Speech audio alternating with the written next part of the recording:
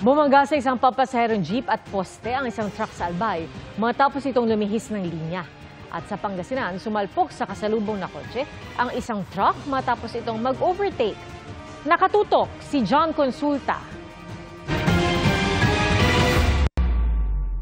Kita sa CCTV ang pag-overtake ng isang truck na may kargang saging sa pampasaherong bus sa Binalolan, Pangasinan. Sa kabilang linya, makikita naman ang paparting na kotse. Iiwas pa sana ang kotse pero mabilis itong pumailalim sa truck matapos masalpok. Damay rin ang isang pedestrian na nagtamo ng sugat sa paa. Wasak at yupi-yupi ang unahang bahagi ng kotse. Isinugod sa ospital ang mag-asawang sakay nito pero nasawi kalaunan ang mister na nagmamaneho ng kotse. Ayon sa pulisya, hindi nakita ng truck driver ang kasalubong na kotse bago ito mag-overtake. Mahaharap sa kaukulang kaso ang truck driver na wala pang pahayag ukol sa insidente.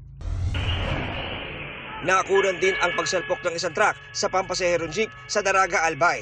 Makikita na paliko dapat sa kurbadang bahagi ng kalsada ang truck nang bigla itong lumihis ng linya. Bumisina ang truck kaya nakapagpreno ang kasalubong na jeep at napatigil pero nasalpok pa rin ito sa lakas ng impact. Napatras ang jeep habang dumire-diretso ang truck na bumangga sa isang poste. Wala namang nasaktan sa insidente.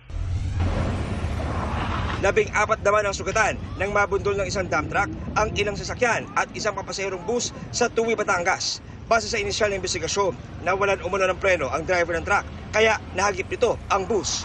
Tumagilid sa kalsada ang truck at kumalat ang karga nitong lupa. 7 nakaparadang sasakyan ang nadamay sa aksidente.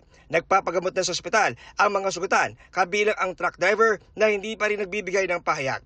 Patuloy naman ang investigasyon ng pulisya. Para sa GMA Integrated News, John Consulta, nakatutok 24 oras.